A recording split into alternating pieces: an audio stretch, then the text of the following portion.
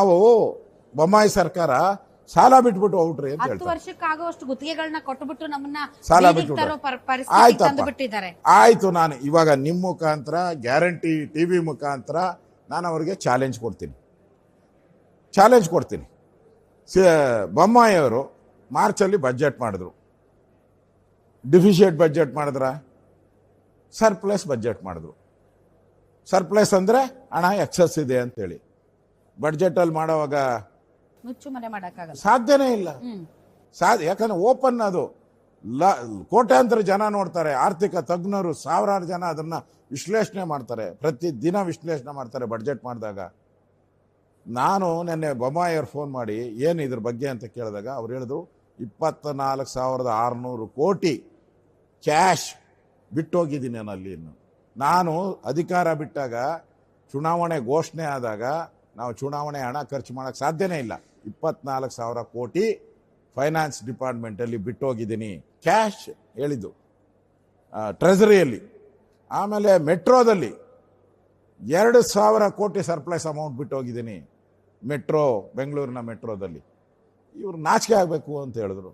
ನಾನು ಅದನ್ನೇ ಕೇಳ್ತಾ ಇದ್ದೀನಿ ನಿಮ್ಮ ಮುಖಾಂತರ, ಇದು ಸುಳ್ಳಾದರೆ ಬಿಡುಗಡೆ ಮಾಡಿ ಶ್ವೇತಪತ್ರ. ಎಷ್ಟು ಹಣ ಇತ್ತು ನೀವು ಅಧಿಕಾರ ಮುಖ್ಯಮಂತ್ರಿ ಸ್ವೀಕಾರ ಮಾಡುವಾಗ ಟ್ರೆಜರಿಯಲ್ಲಿ ಎಷ್ಟು ಹಣ ಆಯಿತು, ಮೆಟ್ರೋ ಕಂಪನಿಯಲ್ಲಿ ಎಷ್ಟು ಹಣ ಆಯಿತು ಹೇಳಿ. ಸವಾಲಾಗ್ತಾ ಇದ್ದೀನಲ್ಲ ನಿಮಗೆ.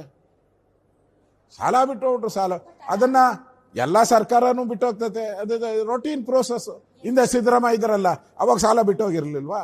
ಅವಾಗ ಬಿಟ್ಟೋಗಿದ್ರು. ಆದ್ರೆ ಸರ್ ಅದಾದ್ಮೇಲೆ ಬಸವರಾಜ ಬೊಮ್ಮಾಯಿ ಅವರ ಪಿರಿಯಡ್ ಆದೋದ್ಮೇಲೆ ಸಿದ್ದರಾಮಯ್ಯನವರ ಸರ್ಕಾರ ಬಂದಾಗ ಮೊದಲ ಬಜೆಟ್ ಪುಸ್ತಕದಲ್ಲಿ ಅವರು ಎಷ್ಟು ಗೊತ್ತು ಗುರಿ ಇಲ್ದ ಹಾಗೆ ಇವರು ಪ್ರಾಜೆಕ್ಟ್ಗಳಿಗೆ ಅಥವಾ ಎಷ್ಟು ಗುತ್ತಿಗೆಗಳಿಗೆ ಅನುಮೋದನೆ ಕೊಟ್ಟು ಎಷ್ಟು ಹೊರೆ ಬಿಟ್ಟು ಹೋಗಿದ್ದಾರೆ ಅನ್ನೋದನ್ನ ಕೂಡ ಬಜೆಟ್ ಪುಸ್ತಕದಲ್ಲೇ ನಮೂದನೆ ಮಾಡಿದ್ರು. ತಾವು ನೋಡಿದಿರಲ್ಲೋ, ತಮ್ಮ ಗಮನಕ್ಕೆ ಬಂದಿದೆಯಲ್ಲೋ ಗೊತ್ತಿಲ್ಲ. ನಿಮ್ಗೇನ್ ಪ್ರಾಬ್ಲಮು?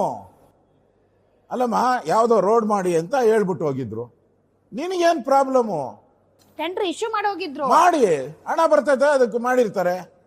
ಈಗ ಯಾವುದೇ ಒಂದು ಟೆಂಡರ್ ಕರಿಬೇಕಾದ್ರೆ 30% ಹಣ ಕೊಡ್ದಿದ್ದು ಟೆಂಡರ್ ಕರೀತಾರ? ನೀವೇ ಹೇಳಿ. ಯಾವುದಾದ್ರೂ ಟೆಂಡರ್ ಕರಿಬೇಕಾದ್ರೆ ಮಿನಿಮಮ್ ಅಲ್ಲಿ 30% ಹಣ ಇಟ್ಟಿರ್ಬೇಕು. ತುಂಬಾ ದಪ್ಪ ಇದ್ದೀರಾ, ಅದರಲ್ಲೂ ಯಾವುದೇ ಸೈಡ್ ಎಫೆಕ್ಟ್ ಇಂದ ಸಣ್ಣ ಆಗ್ಬೇಕಾ? ಎಷ್ಟೋ ಜನ ಹೇಳ್ತಾ ಇದ್ರಿ, ಸರ್ ನಾನು ಜಿಮ್ಗೆ ಹೋಗ್ತಾ ಇದ್ದೀನಿ ಆದ್ರೂ ಸಣ್ಣ ಆಗ್ತಾ ಇಲ್ಲ ಸರ್, ವರ್ಕೌಟ್ ಮಾಡ್ತಾ ಇದ್ದೀನಿ ಆದ್ರೂ ಸಣ್ಣ ಆಗ್ತಾ ಇಲ್ಲ ಅಂತ ಹೇಳ್ತಾ ಇದ್ರಲ್ಲ. 100% ಯಾವ ಜಿಮ್ಗೂ ಹೋಗ್ದಂಗೆ ವರ್ಕೌಟು ಮಾಡ್ದಂಗೆ ನೀವು ಸಣ್ಣ ಆಗ್ಬೋದು. ಪ್ರತಿದಿನ ಬೆಳಿಗ್ಗೆ ಸಂಜೆ 2 ಟೈಮ್ ನಮ್ಮ ಜೀನಿ ಸ್ಲಿಮ್ ನ ಯೂಸ್ ಮಾಡಿ ಯಾವುದೇ ಸೈಡ್ ಎಫೆಕ್ಟ್ ಇಲ್ದಂಗೆ ನೀವು ಸಣ್ಣ ಆಗ್ತೀರಾ. ಯಾಕೆಂದ್ರೆ ಜೀನಿ ಸ್ಲಿಮ್ ಒಂದು ಉತ್ತಮ ಆಹಾರ. ಟೆಂಡರ್ ಕರೆಯೋದು ಇದು ಕಾಮನ್ ಸೆನ್ಸ್ ಇರೋರು. 10 ವರ್ಷಕ್ಕಾಗೋದು ನೀವು ಒಂದೇ ವರ್ಷಕ್ಕೆ ಕೊಟ್ಟುಬಿಟ್ಟು ಹೊಸ ಅಭಿವೃದ್ಧಿಗೆ ಹೊಸ ಟೆಂಡರ್ಗಳನ್ನು ನಾವೇನ್ ಕರೆಯೋದು? ಇವ್ರು ಕೊಟ್ಟಿರೋದೇ ಇನ್ನೂ ಬಾಕಿ ಉಳಿದಿದಾವೆ, ಎಷ್ಟೊಂದು ಕೊಡಕ್ಕಾಗ್ತಿಲ್ಲ ಹಣ ಅಂತ. ಬಟ್ ಮಾತಾಡೋಣ ಸರ್. ಇವತ್ತು ನಮ್ದು ಉತ್ತರ ಕರ್ನಾಟಕಕ್ಕೆ ಒಂದು ವಿಶೇಷವಾದಂತಹ ವಿಚಾರಗಳನ್ನ ಪ್ರಸ್ತಾಪ ಮಾಡೋದಕ್ಕೆ ಕರೆದಿರುವಂತಹ ಅಧಿವೇಶನ ಇದು ಸರ್. ತಾವು ಭಾಷಣದಲ್ಲಿ ಹೇಳ್ತಾ ಇದ್ರು ನೋಡಿ, ಕುರ್ಚಿ ಕಿತ್ತಾಟದಲ್ಲಿ ಉತ್ತರ ಕರ್ನಾಟಕದ ಸಮಸ್ಯೆಗಳು ಗೋವಿಂದ ಗೋವಿಂದ ಅಂತ ಅಂದ್ರಿ ತಾವು. ಸೊ ಉತ್ತರ ಕರ್ನಾಟಕದ ವಿಚಾರಗಳ ಬಗ್ಗೆ ಮಾತಾಡುವಂತಹ ಸಂದರ್ಭದಲ್ಲಿ ಸರ್ ನೀವೆಲ್ಲ ಭಾಷಣ ಮಾಡಿ ಹೋಗ್ತೀರಿ ಸರ್, ಆದ್ರೆ ಒಂದು ಇಲಾಖೆ ಉತ್ತರ ಕರ್ನಾಟಕಕ್ಕೆ ಇನ್ನೂ ಮಟ್ಟ ಬಂದಿಲ್ರಿ ಸರ್. ಉತ್ತರ ಕರ್ನಾಟಕದ ಸಮಸ್ಯೆಗಳು ಪ್ರತಿ ಸಲ ಚರ್ಚೆ ಮಾಡ್ತೀರಿ, ಮತ್ತೆ ಅದೇ ಸಮಸ್ಯೆಗಳನ್ನ ಚರ್ಚೆ ಮಾಡ್ತೀರಿ.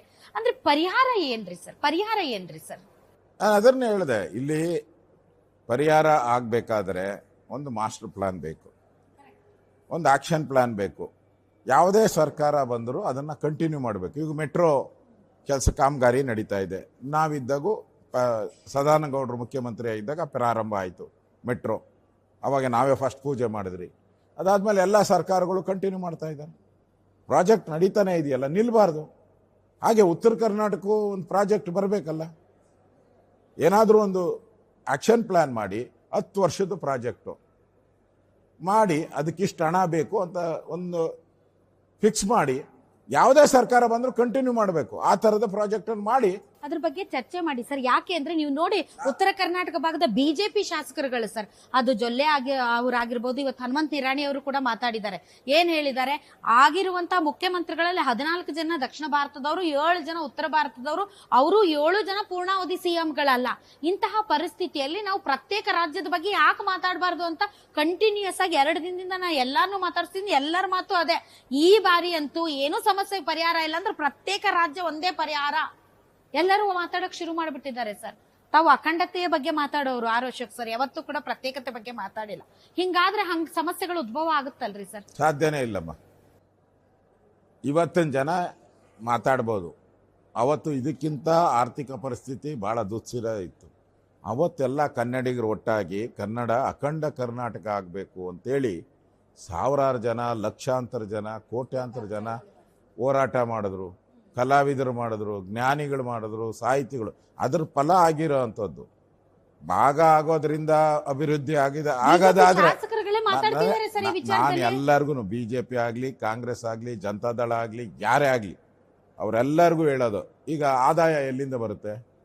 ಈಗ ಟ್ರೆಜರಿಗೆ, ಕರ್ನಾಟಕದ ಟ್ರೆಜರಿಗೆ ಆದಾಯ ಎಲ್ಲಿಂದ ಬರ್ತದೆ?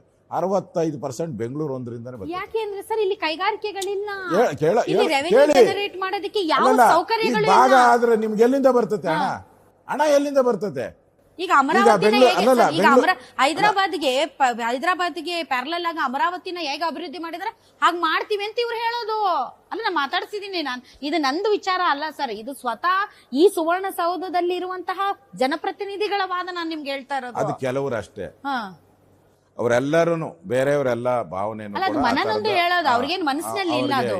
ನನಗನ್ಸುತ್ತೆ ಆ ಥರದ್ದೇ ಸಾಧ್ಯನೇ ಇಲ್ಲ. ಯಾರೋ 4 ಜನ ಪೊಲಿಟಿಕಲ್ ದೃಷ್ಟಿಯಿಂದ ಅಲ್ಲ, ಜನ ಪಬ್ಲಿಕ್ ಹೇಳ್ಬೇಕು. ಪಬ್ಲಿಕ್ ಇಶ್ಯೂ ಆದಾಗ ಮಾತ್ರ ಅದಕ್ಕೇನೋ ಅರ್ಥ ಬರ್ತೈತೆ. ಯಾವ ಥರದ್ದು ಯಾರೋ ಒಬ್ಬ ವ್ಯಕ್ತಿ ಮನೇನ ಕೂಡಿಸಿದ್ದಾನೆ ಅಂದರೆ ಒಡೆಯೋದಕ್ಕೆ ಬೇಕಾದಷ್ಟು ಜನ ಬರ್ಬೋದು, ಕೂಡ್ಸೋದು ಕಷ್ಟ. ಬಟ್ ಆದ್ರೂ ಸರ್ ಹಾಲು ಒಡೆದೋಗೋದು ಕಷ್ಟ, ಅಭಿವೃದ್ಧಿ ತಾವೇ ಹಾಲು ಹೇಳಿದ್ರಿ. ಸಿಗೋದು ಕಷ್ಟ, ಒಡೆದಾಕೋದು ಈಸಿ. ಅದರಿಂದ ಒಡೆಯೋದ್ರ ಬಗ್ಗೆ ಬಿಟ್ಟು ಅಭಿವೃದ್ಧಿ ಹೆಂಗಾಗಬೇಕು ನಾನು ಕೇಳಿದ್ದೀನಿ. ನೀವು ಒಳ್ಳೆ ಪ್ರಶ್ನೆ ಕೇಳಿದ್ದೀರಾ, ನಾನು ಕೇಳ್ತೀನಿ.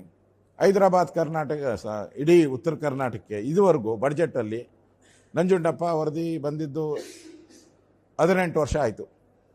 18 ವರ್ಷದಿಂದ ಎಷ್ಟು ಹಣ ಕೊಟ್ಟಿದ್ದೀರಿ ಉತ್ತರ ಕರ್ನಾಟಕಕ್ಕೆ? ಕೊಡಿ ಅಂತ ಕೇಳಿದ್ದೀನಿ ಅಸೆಂಬ್ಲಿಯಲ್ಲಿ. ಕೊಡಿ, ಎಷ್ಟು ಹಣ ಬಂದಿದೆ, ಏನೇನು ಖರ್ಚು ಮಾಡಿದ್ದೀರಾ, ಯಾವ ಕಾಂಟ್ರಾಕ್ಟ್ರು ತಿಂದಿದ್ದಾನೆ, ಯಾವ ಅಧಿಕಾರಿ ಲೂಟಿ ಹೊಡೆದಿದ್ದಾನೆ, ಕೊಡಿ. ಭಾಳ ಹೈಯೆಸ್ಟ್ ಅಮೌಂಟ್ ಬಂದಿದೆ. ಖರ್ಚು ಹೆಂಗಾಗಿದೆ ಇದುವರೆಗೂ ಲೆಕ್ಕ ತಗೊಂಡಿಲ್ಲ. ನಾನು ಅದಕ್ಕೆ ಶ್ವೇತಪತ್ರ ಬಿಡುಗಡೆ ಮಾಡಿ, ವೈಟ್ ಪೇಪರ್ ಬಿಡುಗಡೆ ಮಾಡಿ ಅಂತ ಕೇಳಿದ್ದೀನಿ. ಇವತ್ತು ಗೊತ್ತಾಗ್ತದೆ ಅಟ್ಲೀಸ್ಟ್ ಎಲ್ಲಿ ಹೋಗ್ತಾ ಇದೆ ಹಣ ಬಂದಿದ್ದು. ಸರ್, ಇಲಾಖೆಗಳ ಸ್ಥಳಾಂತರ ಬಹಳ ಕಷ್ಟದ ಕೆಲಸನ ಸರ್ ತಮ್ಮ ಪ್ರಕಾರ? ಯಾಕಂದ್ರೆ ಸರ್ ತಮಗೆ ಗೊತ್ತಿದೆ, ಯಾಕೆಂದ್ರೆ ತಾವು ಕೂಡ ಜವಾಬ್ದಾರಿಯುತವಂತ ಸ್ಥಾನದಲ್ಲಿ ಇರುವಂತವ್ರು.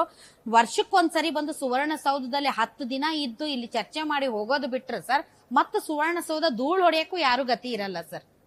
ಆಮೇಲೆ ನೀವೆಲ್ಲ ಬರ್ತಿದ್ದೀರಿ ಅಂದಾಗ ಎಲ್ಲ ಎಚ್ಚೆತ್ಕೊಂಡು ಸುಣ್ಣ ಬಣ್ಣ ಬಳದು ತಮಗೆ ಚಲೋ ಕಾಣ್ಲಿ ಅಂತೇಳಿ ಚೆನ್ನಾಗಿ ಇದು ಅರಮನೆ ಮಾಡ್ದಂಗ್ ಮಾಡ್ತಾರೆ ಸರ್. ಆಮೇಲೆ ಎಲ್ಲ ಪಾಳು ಬಿದ್ದು ಮನೆ ಆಗುತ್ತೆ ಸರ್. ಇದು ಭೂತ ಬಂಗಲ, ಇದು ಸುವರ್ಣಸೌಧ. ಆದ್ರೆ ಸರ್ ಇಲಾಖೆಗಳು ಶಿಫ್ಟ್ ಮಾಡ್ರಿ ಅಂತ ಬಹಳ ಒತ್ತಾಯ ಇದೆ. ಜನರನ್ನ ಹಾದಿ ಬೀದಿಯಲ್ಲಿ ನಾನು ಮಾತಾಡ್ಸಿದೀನಿ ಸರ್. ಅದು ತುಂಬಾ ಕಷ್ಟದಾಯಕನ? ಅದು practically it's impossible sir? Practically ಈಗ ಯಾವ ರೀತಿ ಮಂತ್ರಿಗಳು ಪವರ್ಫುಲ್ ಇರ್ತಾರೋ, ಈ IAS ಅಧಿಕಾರಿಗಳಿದ್ದಾರ ಅವ್ರು ಮೋರ್ ಪವರ್ಫುಲ್ಲು. ಅವ್ರನ್ನೆಲ್ಲ ಬೆಂಗಳೂರು ಸೆಟ್ಲ್ ಆಗ್ಬಿಟ್ಟಿರ್ತಾರೆ. ಅವ್ರು ಬೆಂಗಳೂರು ಸೆಟ್ಲಾಗಿ ಅವ್ರ ಮಕ್ಕಳು ಮರಿ ಎಲ್ಲ ಅಲ್ಲೇ ಇರ್ತಾರೆ. ಒಬ್ಬರು ಈ ಕಡೆ ತಿರುಗಿ ನೋಡಲ್ಲ. ಫೈಲ್ ಅಲ್ಲಿಂದ ತಾನೇ ಬರಬೇಕು, ಬರೋದೇ ಇಲ್ಲ ಫೈಲು. ಭಾಳಷ್ಟು ಮುಖ್ಯಮಂತ್ರಿಗಳು ಪ್ರಯತ್ನ ಮಾಡಿದ್ರು ಇಲ್ಲಿಗೆ ಅಟ್ಲೀಸ್ಟ್ ಕೆಲವು ನಿಗಮಗಳನ್ನಾದರೂ ತರಬೇಕು, ನೀರಾವರಿ ನಿಗಮ ಇರ್ಬೋದು, ಈ ಥರದ್ದೆಲ್ಲ ತರಬೇಕು ಅಂತ. ಒಬ್ಬರು ಬರಲಿಲ್ಲ.